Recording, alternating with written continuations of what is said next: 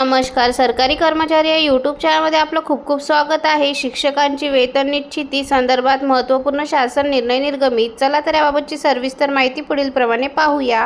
पूर्वी चॅनलला सबस्क्राईब केलं नसेल तर चॅनलला सबस्क्राईब करायला विसरू नका. शिक्षकांची वेतन निश्चिती संदर्भात शालेय शिक्षण व क्रीडा विभाग मार्फत दिनांक 18 फेब्रुवारी 2026 रोजी महत्त्वपूर्ण शासन निर्णय निर्गमित करण्यात आलेला आहे. सदर शासन निर्णयानुसार नमूद करण्यात आले आहे की शासकीय सेवेतील अथवा ज्यांचे वेतन अनुदान शासन मार्फत अथवा स्थानिक स्वराज्य संस्थामार्फत अदा केले जाते अशा निमशासकीय सेवेतील व्यक्ती ज्यावेळी राज्यातील स्थानिक स्वराज्य संस्थेच्या शाळा तसेच शालेय शिक्षण विभागाच्या अधिपत्याखालील 100% अनुदानित खाजगी शाळा ज्यामध्ये प्राथमिक उच्च प्राथमिक माध्यमिक उच्च माध्यमिक शाळा तसेच अध्यापक विद्यालये शासकीय विद्यानिकेतन व सैनिकी शाळा या शाळांमधील कोणत्याही स्तरातील व कोणत्याही माध्यमातील शिक्षण सेवक पदावर विहित पद्धतीने नियुक्त होतो यावेळी वेतन निश्चिती करण्यास मान्यता प्रदान करण्यात येत आहे. याकरिता सदर कर्मचाऱ्यांची पूर्वीची नियुक्ती नियमित स्वरूपाची व वैध मार्गाने झालेली असावी. म्हणजेच त्या कर्मचाऱ्यांची पूर्वीची नियुक्ती त्या पदाकरिता विहित करण्यात आलेल्या सेवा प्रवेश नियमाच्या